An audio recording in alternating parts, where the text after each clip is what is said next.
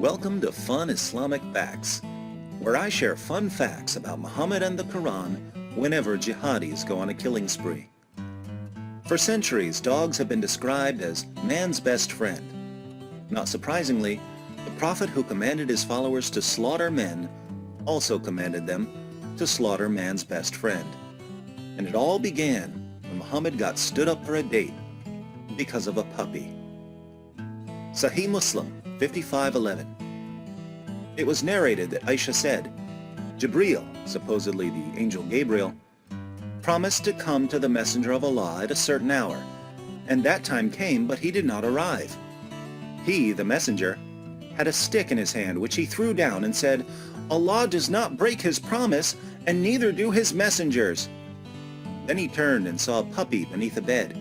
He said, "O Aisha, when did this dog get in here?" She said, "By Allah, I do not know." He ordered that it be taken out, and Jibreel came. The Messenger of Allah said, "You made an appointment with me, and I waited for you, but you did not come." He said, "I was prevented by the dog that was in your house. We do not enter a house in which there is a dog or an image." So the Archangel Gabriel is petrified of puppies and pictures.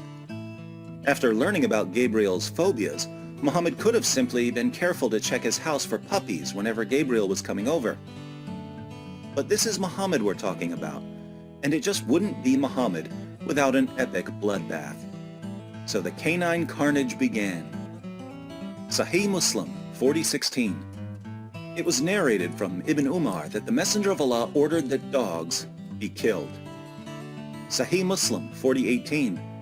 It was narrated that Abdullah bin Umar said, "The Messenger of Allah used to order that dogs be killed, and I went throughout Al-Madinah until we did not spare any dog, but we killed it, to such an extent that we would even kill the dog of a woman belonging to the desert people." But some of Muhammad's followers complained because they had dogs for hunting and for herding sheep, so Muhammad changed his mind. Sahih Muslim 40:21. It was narrated that Ibn al-Mughaffal said, "The Messenger of Allah enjoined the killing of dogs. Then he said, 'What is the problem with them and dogs?' Then he granted a concession with regard to dogs for hunting and herding sheep." So, certain dogs were okay, as long as they were fetching your birds or herding your sheep. But some dogs were much worse. Some dogs are the devil. Sahih Muslim 1137. It was narrated from Abdullah bin As-Samit from Abu Dar, who said, "The Messenger of Allah said, 'When one of you stands to offer prayer, he will be screened if he has something in front of him that is like the back of a saddle.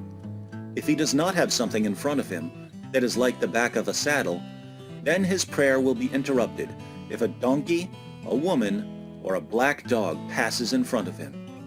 I said, 'O Abu Dar, what is the difference between a black dog or a red or yellow dog?' He said, 'O son of my brother, I asked the Messenger of Allah the same question, and he said, the black dog is a devil.'" More timeless wisdom about Satan from the Prophet who said that Satan pees in your ears, hides in your nose, and farts when he hears the call to prayer.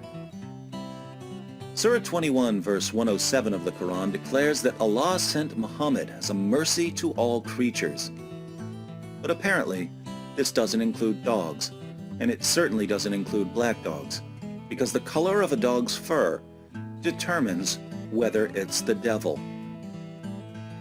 If you're wondering why Muhammad said that black dogs are the devil, keep in mind he also said that Satan looks like a black man. For more on Muhammad's view of blackness, be sure to watch Muhammad, the White Prophet with Black Slaves.